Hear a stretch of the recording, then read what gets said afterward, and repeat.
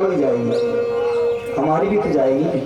अरे तुमको पता नहीं मेरा उसमें 2 बैग सूटकेस रखे हैं, तो क्या तुम्हारे अकेले के रखेंगे, मेरे भी तो रखें। अब जैसे गाड़ी धीरे धीरे चलने लगी, अब सेठ जी की धड़कन तेज, अरे महाराज मेरा बहुत सामान तुम्हें रखा है। तो महात्मा जी कहने लगे जितना सामान तुम्हारा रखा है उतना हमारा भी रखा है।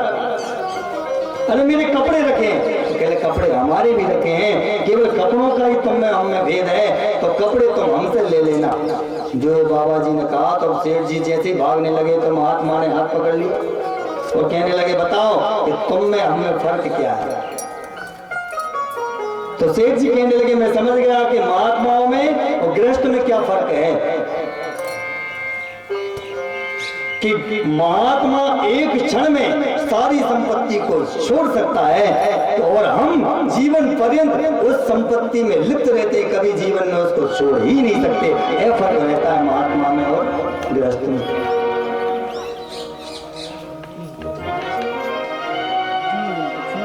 तो कहने का तात्पर्य क्या है, तीनों चारों संप्रदाय में गया कहीं शांति नहीं मिली, तो महाराज मैं पहुंच गया गृहस्थों के घर। तो गृहस्थों के घर भी एक बड़ी विडंबना है। आजकल माता पिता की कोई सलाह लेता नहीं, बच्चे मनमुखी आचरण करते हैं।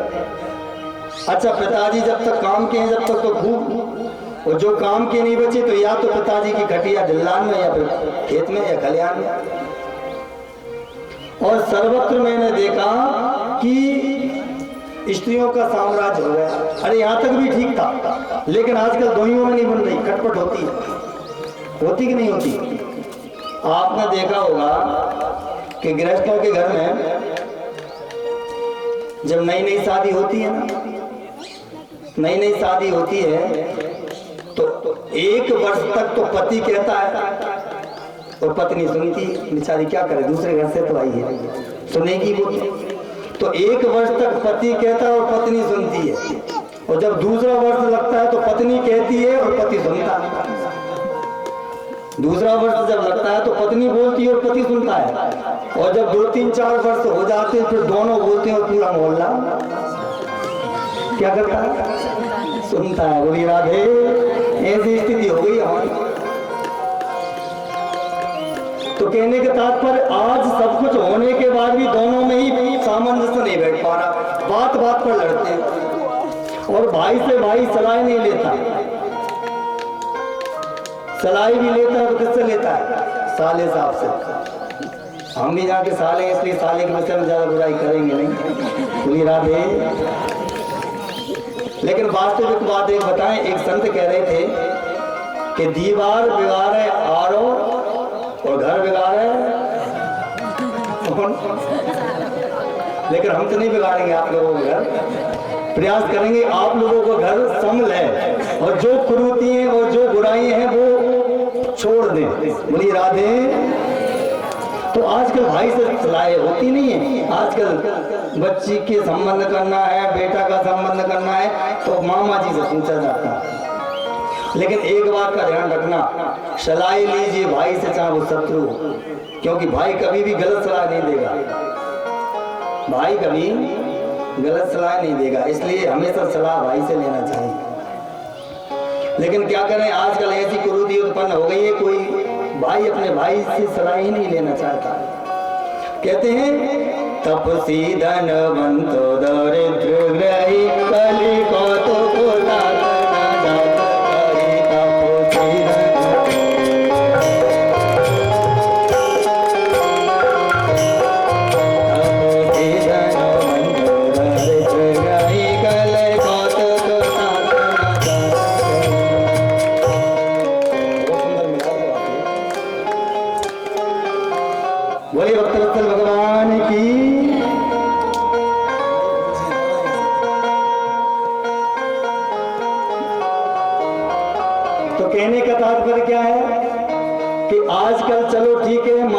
को नहीं मानते, कम से कम एक दूसरे से सामंजस्य बना रहे हो, कम से कम घर स्वर्ग बना रहे हैं, घर को कम से कम नरक मत बनाओ। जब गृहस्थों के घर में जो स्थिति देखी महाराज, आजकल जनपद के जो मनुष्य हैं वे गरीबों का अन्न खाने वाले हो गए, इसलिए उसका नाम सोसाइटी हो गया।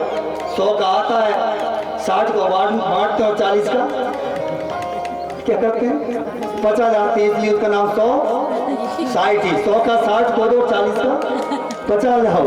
तो जनपद के मनुष्य भी ऐसा ही हो गया महाराज कि जो गरीबों का धन आता है उसको आधा बांटते, आधा पचा जाते हैं। तो ऐसी स्थिति, ऐसी कुरीतियां ऐसी कलयुग में फैल रही हैं। जब मुझे कहीं शांति नहीं मिली तो मैं चला गया वृंदावन, जहाँ पर भगवान श्री बाल मुकुंद ने सुंदर सुंदर लीलाएं की। वहां पर मैं पूरी ब्रजभूमि पर घूमा, मुझे बड़े आनंद की अनुभूति हुई। लेकिन वहां पर भी मैंने एक आश्चर्य देखा। मैंने क्या देखा कि जब जमुना जी के पास में गया, जमुना जी के पुलिन पर, तो वहां पर एक सुंदर 18 वर्ष की युवा कन्या रो रही है। उसकी गोद में 2 अचेत अवस्था में वृद्ध पुरुष पड़े हैं और अनेक स्त्रियां उसकी सेवा कर रही हैं, सब युवा। नारद जी महाराज कहने लगे, पहले तो मैंने सोचा कि जाकर के पूछना चाहिए कि हे देवी कौन हो, लेकिन जैसे ही मैं पास में गया तो मैंने देखा कि वहां पर कोई पुरुष नहीं था, सब देवी देवी बैठी थी। और जहाँ पर ज्यादा देवी ज्यादा महिला बैठी हो तो वहां पर कभी भी किसी पुरुष को नहीं जाना चाहिए, चाहे वो रोए चाहे हंसे, क्योंकि माताओं का स्वभाव रहता है किस बात से रो पड़े और कब किस बात से हंस पड़े, कोई भरोसा नहीं। आपने देखा हो जब हमारे घरों में पहले गानी हो जाती थी ना, आजकल तो वाहन चले, पहले वाहन नहीं थे, तो जैसी बस से उतरी और जो पल्ला मारा और जो रोना शुरू किया, महाराज पूरे घर के मोंगाए मोंगती नहीं थी। अरे क्या बता, अच्छा रोती थी। और महाराज जैसे ही थोड़ा समय बीता फिर अरे जी मैं क्या बताऊं, मैं कैसे आई, अरे एक पाँव को खड़ी हो गई, डंडा तक नहीं कर पकड़ पाई, एक बाई ने तो ऐसा धक्का मारा गिरत सारी की सारी रोना धोना भूल गई। अच्छा महिलाओं को भरोसा नहीं किस बात से रो पड़े और किस बात पर हंस पड़े, पल में रोती हो पल में हंसने लगती, कोई भरोसा नहीं। इसलिए नारद जी ने सोचा यहाँ पर जाना ठीक नहीं। लेकिन नारद जी उल्टे पैर जब लौटने लगे तो वह देवी कहती है, अरे महात्मा रोको, अरे आप मेरी इस दशा पे मुझको छोड़कर चले जा रहे हैं। अरे महात्माओं का कर्तव्य है अगर कोई दुखी हो तो उसके दुख को दूर करें, लेकिन आप मेरे दुख को दूर नहीं करते और लौट कर जा रहे हैं। आज आप जैसे महात्मा का दर्शन मुझे प्राप्त हुआ है, आज मेरे में हृदय में पूरा भास हो गया कि मेरे दुख जरूर दूर होंगे। नारद जी ने सोचा कि बाला रोक रही है इसलिए रुक जाना चाहिए। नारद जी महाराज रुके और नारद जी कहने लगे, ये देवी कौन हो? बददेवी समस्तारम शस्त्रदो कष्टकारणम। हे देवी तुम कौन हो तो तुम्हारे दुख का कारण क्या है? तो वह देवी बोलती है कि हे महात्मन, हे नारद जी, अहम भक्ति रधिक्राता इमौ में तनयौ येयौ। मेरा नाम भक्ति है, जो वृद्ध पड़े हैं ये दोनों मेरे पुत्र हैं, इनका नाम ज्ञान और वैराग्य है। मेरा जन्म कहाँ हुआ? उत्पन्नो द्रविणे देशे, द्रविण देश में मेरा जन्म हुआ। महाराज मेरा जन्म दक्षिण भारत में हुआ, महाराष्ट्र आदि प्रदेशों में मेरी बड़ी सेवा हुई, मैं युवा हो गई।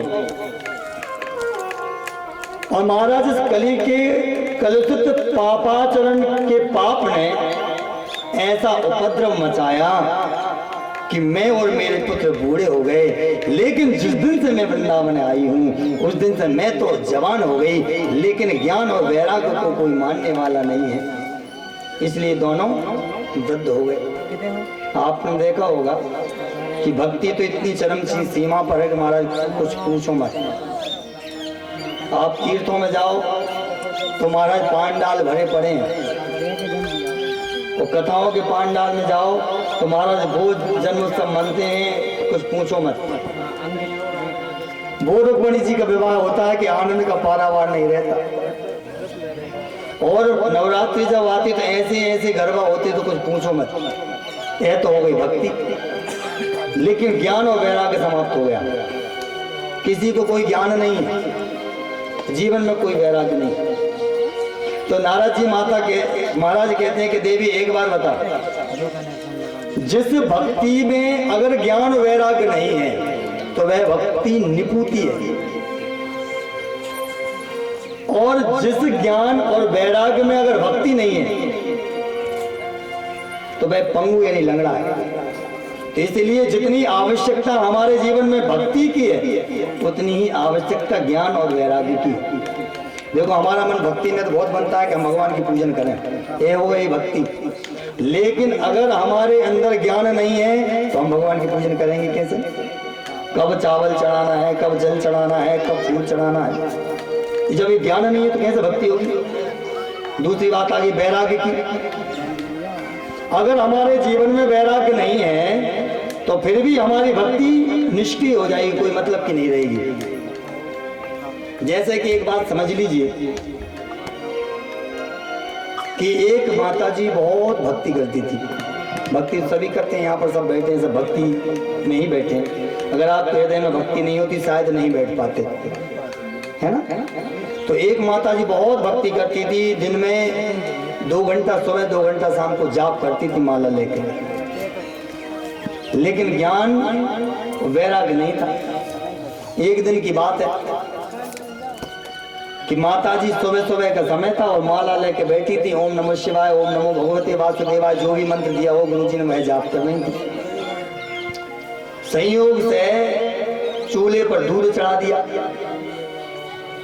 और देखो माताओं की आदत होती है बात करने की।